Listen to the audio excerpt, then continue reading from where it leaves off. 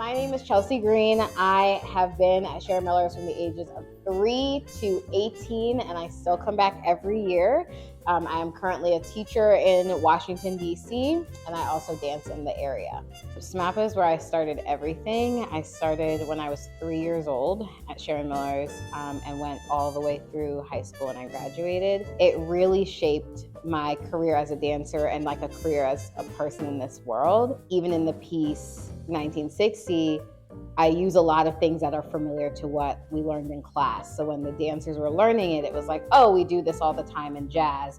It's just in a different way or to different music or a different kind of setting. I made that piece when I was 16, and I went to a high school where I was one of 3 or 4 Black girls in my class. So it was a little bit interesting kind of navigating that space. And I made 1960 as a way to kind of process what I was experiencing in high school and what I was experiencing in the world at the time, and kind of just process my emotions around it. And the big things that I want people to see are that history is cyclical and that we keep kind of seeing the same recurring issues happening.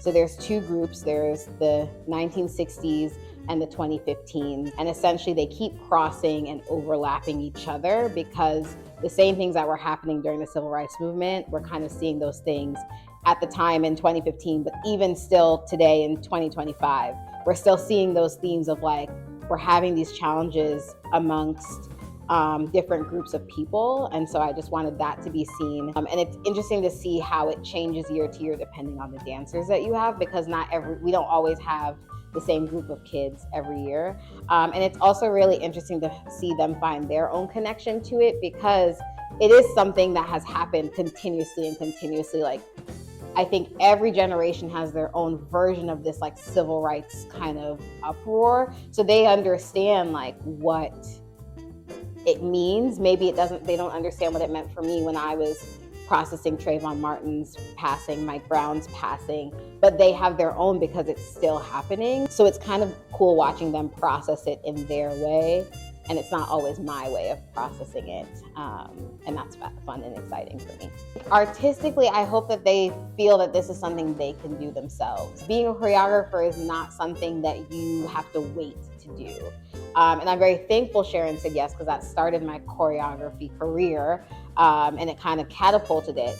It is such a joy to see this concert because these are, young adults. All of their hard work, they spend an entire year learning these pieces, practicing them.